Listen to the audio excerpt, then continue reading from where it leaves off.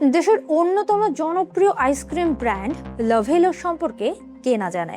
অনেকে ছোটবেলার নস্টালজিয়া এই ব্র্যান্ডের বিরুদ্ধে ভ্যাট ফাঁকির গুরুতর অভিযোগ উঠেছে। নিয়মিত উৎপাদন ও বিক্রি চললেও ভ্যাট, সম্পূরক শুল্ক ও মাসিক ভ্যাট রিটার্নে অনিয়মের অভিযোগ রয়েছে লাভেলোর বিরুদ্ধে। ফলে প্রতি মাসে গড়ে ৩ থেকে ৪ কোটি টাকার রাজস্ব বকেয়া জমছে। এনবিআরের তথ্য অনুযায়ী লাভেলোর বিরুদ্ধে ২৫ কোটি টাকার রাজস্ব ফাঁকির ২টি মামলা হয়েছে।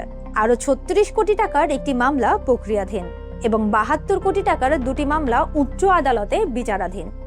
সব মিলিয়ে প্রতিষ্ঠানটির বিরুদ্ধে প্রায় ১৩২ কোটি টাকার রাজস্ব দাবি রয়েছে। তবে রাজস্ব ফাঁকির অভিযোগ অস্বীকার করেছে প্রতিষ্ঠানটি। এনবিআর সূত্র জানায়, ২০২৫ সালের মার্চ থেকে মে পর্যন্ত ৩ কর মেয়াদে ভ্যাট রিটার্ন দাখিল ও রাজস্ব পরিশোধ না করার অভিযোগে গত ১২ মে ময়মনসিংহ ভ্যাট কমিশনারেট লাভেলোর ভালুকা কারখানায় অভিযান চালিয়ে বিক্রি ও রাজস্ব সংক্রান্ত নথি জব্দ করে। নথি পর্যালোচনায় দেখা যায়, ৩ মাসে প্রতিষ্ঠানটি ৫৪,৯৪,৮২,৫৮৮ টাকার আইসক্রিম বিক্রি করেছে। এ বিক্রির ওপর প্রযোজ্য ১০% সম্পূরক শুল্ক ৫,৪৫,৫৮,২৫৮ টাকা এবং ১৫% ভ্যাট ৯,৬,৮১,১২৭ টাকা, অর্থাৎ মোট ১৪,৫৬,৩৯,৩৮৫ টাকা রাজস্ব পরিশোধ করা হয়নি। ২০২৫ সালের মার্চে ঢাকা উত্তর ভ্যাট কমিশনারেটের অভিযানে দেখা যায়, জুলাই ২০২৪ থেকে জুন ২০২৫ পর্যন্ত লাভেলো কোনো ভ্যাট রিটার্ন দাখিল বা রাজস্ব পরিশোধ করেনি। এতে প্রায় ১০,৪৬,০০,০০০ টাকার ভ্যাট ও সম্পূরক শুল্ক বকেয়া হয়। কারণ দর্শানোর নোটিশের জবাবে প্রতিষ্ঠানটি দাবি করে রাজস্বের হিসাব সঠিক নয়। এনবিআর সূত্র জানায়, বর্তমানে লাভেলোর প্রায় ১৩২ কোটি টাকার বকেয়া আদায়ে বিশেষ উদ্যোগ নেওয়া হয়েছে।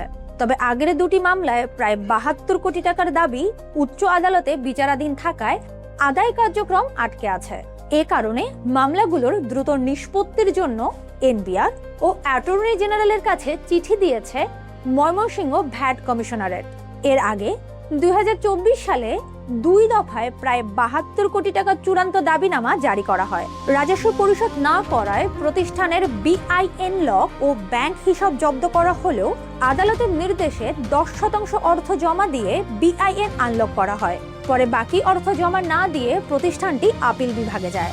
রাজস্ব ফাঁকির অভিযোগ নাকচ করে লাভেলোর এজিএম সর্দার মিজানুর রহমান বলেন, কোনো রাজস্ব ফাঁকি হয়নি। প্রথম মামলার প্রায় ৪০% অর্থ পরিশোধ করা হয়েছে। বাকি অর্থ নির্ধারিত সময়ের মধ্যেই পরিশোধ করা হবে। আর্থিক সংকট ও আগের বকেয়ার কারণে রিটার্ন দাখিলে বিলম্ব হয়েছে। এই রাজস্ব আদায়ে এনবিআর আসলে কতটা সফল হয় সেটি এখন দেখার বিষয়।